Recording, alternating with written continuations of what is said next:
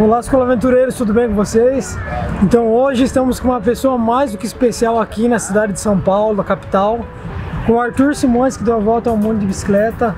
Que prazer imenso esse encontro. Poxa, Gustavo, prazer é meu, eu que agradeço vocês terem me convidado para estar aqui conversando com vocês, porque é sempre um prazer falar um pouco da viagem, conversar com gente que pensa igual, né?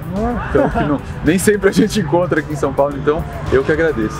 Então hoje ele vai compartilhar um pouquinho dessa história, dessa viagem. Então a gente vai fazer algumas perguntas, vamos escutar aí que tem muita coisa boa para por vir. Você consegue se recordar como era o Arthur antes da viagem? Consigo. A gente muda, mas não muda tanto também, né? Eu antes da viagem, bem, eu estudei Direito, mas eu já estava, apesar de eu ter terminado a faculdade, ter estudado 5 anos e tal, eu já estava me afastando um pouco. Na época eu era muito ligado a yoga. Na verdade, antes de começar a viagem, eu fui professor de yoga, instrutor de yoga durante 2 anos. Esse período, essa prática toda de meditação, você começa a esticar, ampliar os limites do seu corpo e automaticamente você vai vendo como ampliando esses limites físicos, você também vai estendendo, vai esticando esses limites mentais que a gente tem. Então, eu acho que foi através dessa prática que caiu essa ficha assim de, cara, eu sou um pontinho aqui, né? Eu sou um grãozinho de areia no mundo, numa imensa praia grande, né? Aquelas praias quilométricas.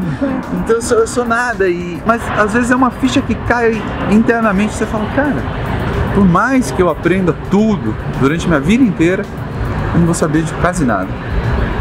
De um tiquinho, assim. Então quando caiu essa ficha, eu falei, cara, o que eu tô fazendo aqui, né? Eu questionei também os rumos da minha vida, porque se a gente analisar, muitas vezes a gente não tem as rédeas da nossa vida. Muitas vezes eu tô sendo bem bacana ainda, porque na verdade é quase sempre, né? Se todo mundo for analisar, a pessoa nasceu, ela vai ser conduzida pelos pais durante muitos anos. Ela vai ser obrigada a fazer uma série de coisas. E isso você pode colocar pelo menos ali até os seus 18 anos. Lógico, tem um quê de liberdade, uma contravenção muitas vezes, mas a pessoa ela tá vivendo de acordo com o que os outros querem, com o que a sociedade quer. E depois, muitas vezes, ela já emenda um outro ciclo que é, quando ela começa a ficar um pouco mais livre, autônoma e tal, ela é obrigada a pagar as contas, ela é obrigada a trabalhar. E daí ela entra num outro ciclo que ela vai também ser dominada por justamente um sistema que a pessoa é obrigada a trabalhar, ela é obrigada a morar num lugar, e a gente descobre que isso também não é uma obrigação, viajando de bicicleta, você não tem obrigação nenhuma de morar em um lugar. E então eu fui começando a perceber isso, que muitas vezes são coisas invisíveis, né, para a maioria das pessoas, porque tá todo mundo vivendo tão igual um rebanho, que a pessoa nunca para questionar. Então você fala, poxa, tem um cara que ele conta aqui uma historinha que fala assim que uns peixes estão nadando no oceano, assim, e daí passa um peixe velho e pergunta assim para 2 peixes mais novos, como que tá a água? E os peixes novos perguntam, o que é água? Ou seja, é isso, sabe? Tipo, como é que tá a sua vida, né? Como é que tá suas escolhas? Tipo, a pessoa não percebe que ela tá sendo guiada muitas vezes, que ela tá vivendo no automático. Então acho que foi um momento que eu consegui ter um estalo para sair desse automático, de perceber que era muito mais fácil seguir aquele caminho automático, de, poxa, terminar a faculdade, continuar estudando mais alguma coisa, me especializar, trabalhar no escritório, comprar uma casa, comprar um carro, e de tempos em tempos, depois me casar, ter um filho, de tempos em tempos viajar para algum lugar. Daí eu pensei, será que é isso que eu quero? Será que a vida é isso? Foi justamente com esses questionamentos que eu falei, cara, eu gostaria de viajar, porque viajar é uma das formas mais profundas de se aprender algo novo, de você mudar realmente, de você não simplesmente aprender num nível superficial, mas aprender num nível profundo, internalizar aquilo lá, né? Aquele aprendizado. E daí aquela ideia de viagem foi evoluindo, eu pedalo desde criança, foi caminhando, virou uma ideia maluca de dar a volta ao mundo. E o negócio evoluiu, eu não tinha dinheiro também para fazer, eu falei, vou atrás de patrocínio, consegui fazer um projeto, consegui achar patrocínio e a viagem saiu do papel. E eu acho que foi sensacional assim que essa viagem tenha saído do papel, no sentido de que não foi uma mudança superficial, é uma mudança muito profunda, porque em questão de pouquíssimo tempo eu parei de ter uma casa, eu parei de ter um endereço, eu parei de ter lugares de portos seguros, né? Que eu pudesse ir, casas de amigo, dos pais, da família, desse tipo de lugar. Eu parei de ter um telefone para viver simplesmente um dia em cada lugar, vivendo com o que eu levava na minha bicicleta, minha casa era minha bicicleta, encontrando pessoas novas todos os dias, ou seja, eu inverti a vida, né, de uma vida mais, às vezes eu digo essa palavra sedentária, mas sedentária no sentido de você mora num lugar só, para ter uma vida nômade, sem um endereço fixo, e para descobrir que eu podia ser muito feliz fazendo esse estilo de vida, e esse estilo de vida não era um problema nenhum, algumas pessoas viam como problema, era uma coisa super normal, bacana, me gerava uma satisfação enorme, então foi um aprendizado imenso nesse sentido, né? Quem é hoje o Arthur Simões?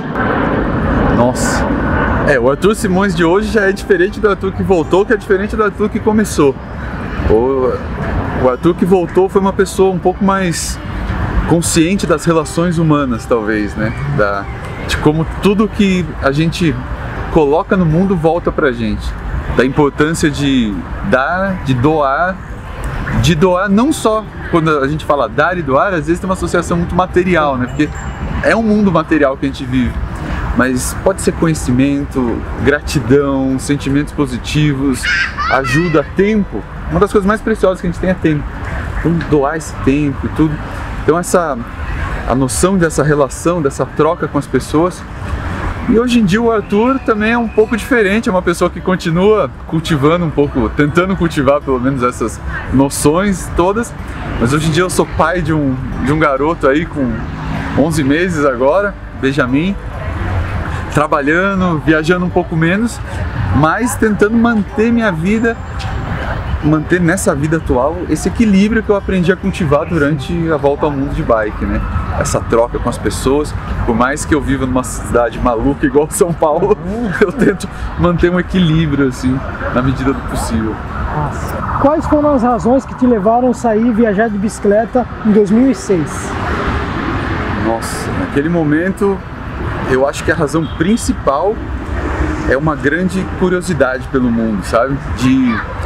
De abrir a cabeça mesmo, de falar, poxa, de perceber que eu não sabia de nada, de que aquela mentalidade que às vezes as pessoas têm, no sentido de, nossa, eu sei das coisas, é assim, é assado e tal, eu já percebi que não era bem aquilo, eu percebi que eu não sabia de nada, mas de perceber também que eu queria ganhar conhecimento prático, vivendo as coisas, não simplesmente lendo um livro.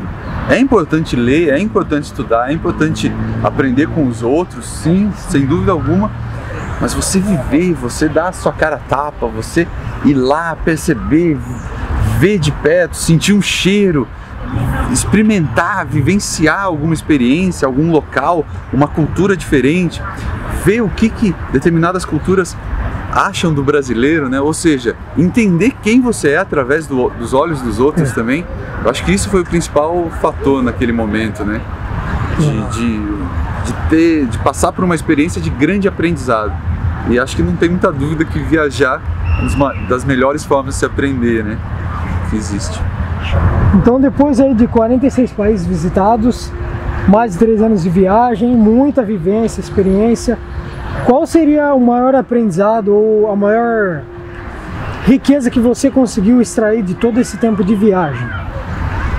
Nossa, foram muitos, mas eu acho que foi entender que é preciso cultivar sentimentos sempre positivos dentro da gente, sentimentos como gratidão, sentimentos nobres, né, de bondade, compaixão e tudo, porque isso, sem a gente perceber, volta pra gente. Então se você tá carregado, se você tá pesado, se você não consegue cultivar nada de positivo, nada vai dar certo. A viagem não vai dar certo, sua vida não vai dar certo, aquilo que você planejou não vai sair do jeito que você queria, e você simplesmente cultivando essas coisas positivas, você tá mais apto a enfrentar desafios, você tá mais apto a viver coisas boas, a encontrar gente bacana. Lógico que uma viagem como essa também me ensinou que nem todos os dias são maravilhosos, né? Tem dias que são incríveis, tem dias que são muito, muito difíceis. Você fala, cara, o que eu tô fazendo aqui? Mas eu acho que o segredo de você, inclusive, seguir em frente, que é uma das lições da vida também, de não desistir, né? Que acho que já faz parte de uma lição, já tá dentro de uma viagem como essa. Você começou, você vai até o final.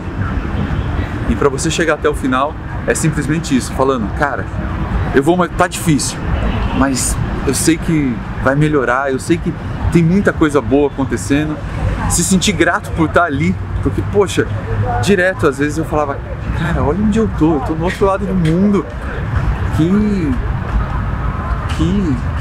ótimo, né? Que experiência, que eu agradecia, sei lá, alguma coisa, né? Agradecia o universo, às vezes, o mundo, agradecia todas as pessoas envolvidas, as amizades, tudo aquilo, pelo fato de eu estar ali, sabe? Vivendo aquilo, porque eu sabia que muita gente, às vezes, queria estar no meu lugar, e eu falava, cara, poxa, que bom. Então, por mais que eu estivesse vivendo um momento difícil, às vezes, na viagem, eu tentava cultivar esse sentimento, falava, poxa, tá difícil, mas, cara, no geral, é isso, eu me propus a isso.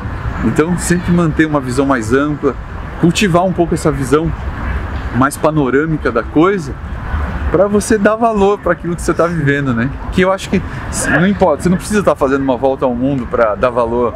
Você pode estar no seu trabalho, na sua vida, estudando, enfim, qualquer situação.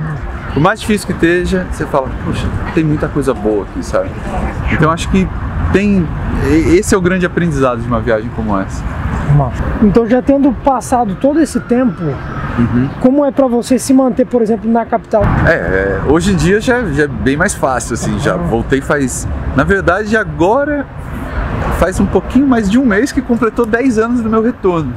Tipo, a viagem está comemorando aniversário aí, de 10 anos que ela acabou, né? Então 10 anos é tempo da gente passar por muita coisa, né, também. Mas eu vou falar que quando eu voltei foi bem difícil. Hoje em dia eu me considero bem adaptado e tal.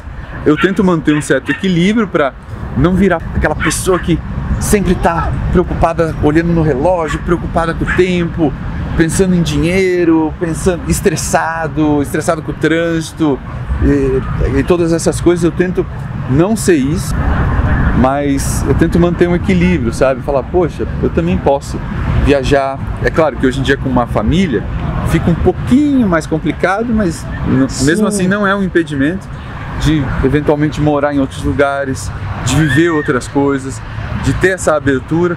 Mas as lições que a viagem me trouxe eu carrego comigo, né? Sim. Essa coisa que eu estava falando, esse sentimento de gratidão com as pessoas e tudo mais.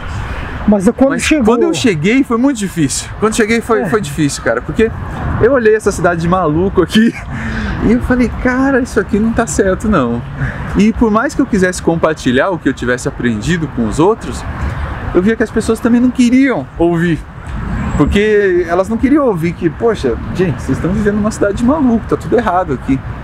A grande mudança que eu senti foi, eu saí de um estilo de vida sedentário para um estilo de vida totalmente nômade.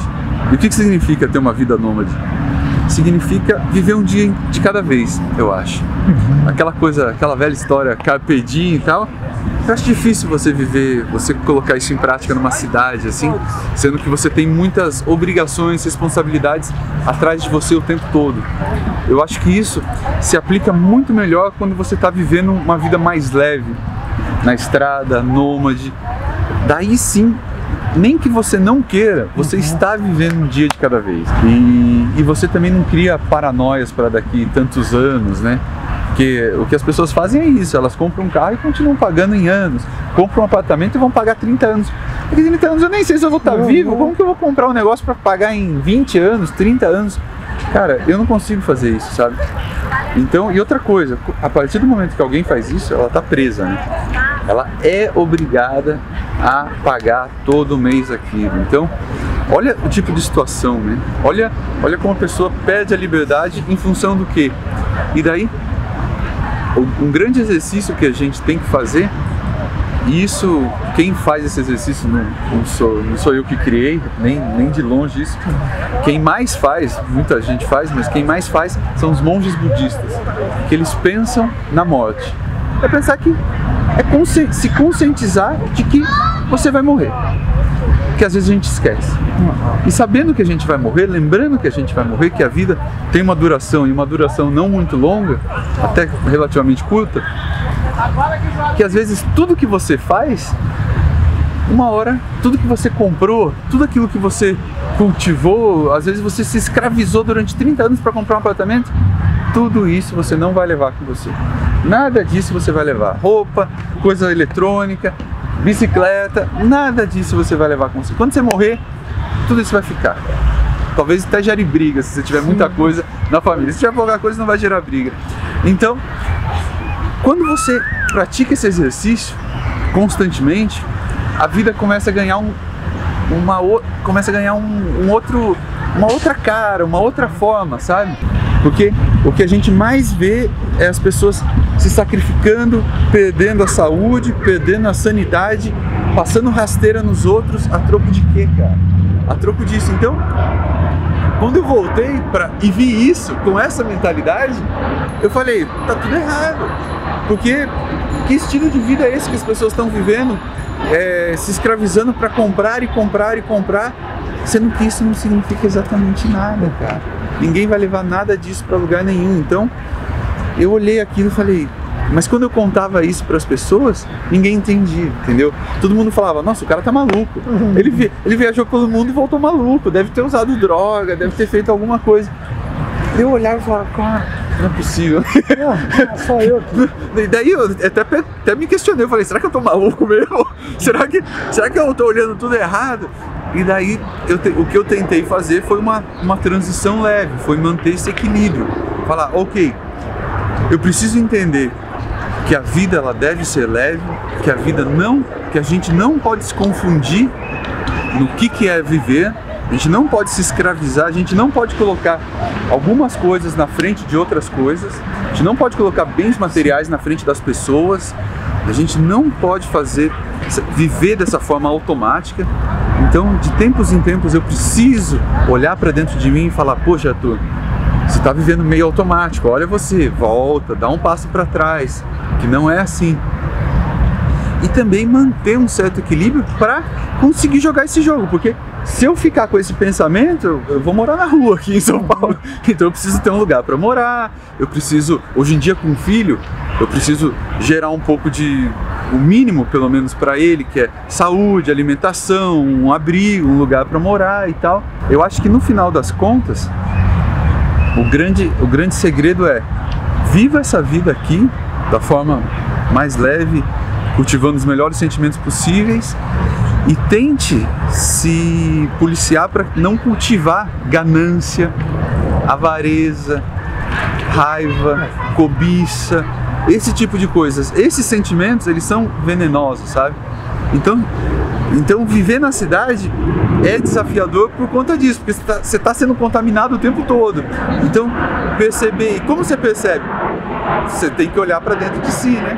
Você tem que, seja uma meditação, seja uma pedalada, algum exercício que você olha e fala, peraí, acho que eu estou sendo ganancioso demais, né? Eu não preciso disso. Será que eu preciso disso? E eu acho que essa coisa, especialmente isso de eu não preciso disso, é a essência de uma viagem como essa. Sim. Porque quando você cai na estrada com uma bicicleta, é exatamente aquele momento que você fala, cara, eu não preciso de nada disso. As coisas que eu realmente preciso são muito poucas. E cara, com essas poucas coisas, curiosamente, por mais incrível que pareça, e talvez quem esteja vendo esse vídeo talvez nem acredite, quem tem menos às vezes é muito mais feliz do que quem tem muito. Essa é a verdade. Porque quem tem muito tem muita dor de cabeça, tem medo de perder aquelas coisas, tem muitos medos. Quem tem quer ter mais. A mente é assim, não existe um limite. Você pode ter tudo, cara. Você vai querer ter um pouquinho mais. Então, cara, aprenda que com pouco se é mais feliz. Esse talvez seja o grande segredo, né? Viajando de bicicleta triste, cara. Tá todo mundo... Você olha pro cara, tá um sorrisão na cara, assim. O que o cara tem? O cara fala assim, pô, eu tô viajando há 1 ano com R$1.000. Pô, com R$1.000, o que o cara faz numa cidade como essa, né? Tipo, vai longe. E daí você vê o cara feliz da vida. Tem muita gente que fala assim, cara, eu quero que mais gente pedale, né? Eu quero que mais gente tenha essa experiência. Só que às vezes ela não explica por que ela quer que as pessoas tenham essa experiência. Mas, cara, é quase que certo, se a pessoa conseguir se desligar, fazer uma viagem, ainda que curta, ela vai cultivar isso, cara. Comigo, a primeira viagem que eu fiz de bicicleta foi a Estrada Real. E aconteceu isso, foi uma viagem curta, sei lá, uns 10 dias. E cara, quando eu tava na Estrada Real, naqueles lugares com pouca gente, eu fui tão bem recebido. As pessoas, eu via que era autêntico, sabe? Que as pessoas queriam ajudar. Até hoje eu nunca esqueci de uma senhora que saiu da casa dela pra eu e meu amigo a gente ficar lá, pra gente se hospedar ali, dormir uma noite. Pô, eu lembro disso, eu falo, cara, olha isso, né? Então, essa relação, a gente vivendo ali aqueles poucos dias que fossem, com pouquíssimas coisas, com uma mochilinha nas costas só, com o mínimo. Mas, cara, aquela troca com as pessoas, é um negócio que você dá pra alguém, a pessoa te retribui. Cara, parece que naqueles poucos dias a vida fez sentido, né? E daí você fala, puxa, é isso, eu entendi, esse é o ponto. Então é isso, cara, no final das contas a gente tem que se exercitar, viver leve, ver que a gente não precisa de muito e viver feliz, né? Obrigado. Imagina que isso, valeu aqui. Valeu. Obrigado mesmo. É nossa inspiração, né? Na verdade, o Lu que trouxe essa viagem pra gente. Entendi. E ele ganhou o seu livro de uma amiga dele. Que da hora. Foi esse o grande início, né? O livro que, eu diria, pela experiência, trouxe a gente até aqui, né? Que incrível, cara. Fico até emocionado. É, sério mesmo, cara. Que da hora. Veio até com a sua dedicatória e tudo. Sim. A Pamela. Pamela, sei. Laisla. Pamela Laisla. Acho que ela falou, vou dar pra um amigo, Luciano e tal, acho que eu tô lembrado, Isso cara. mesmo. Caraca, que história. Foda. Foi você que começou, eu nem Gratidão, pedalava. Caraca. E eles começaram, ele e o amigo dele, vamos pedalar. E no final seu amigo não foi. A gente começou as viagens em 3 e depois a gente terminou a faculdade e continuou só eu e o Gustavo. Que da hora, velho. Foi. Cicloviajando sem roteiro ou data para parar, estamos vivendo esse novo projeto, em busca de alternativas que entendam a Terra, o viver em comunidade e conhecer o próprio ser.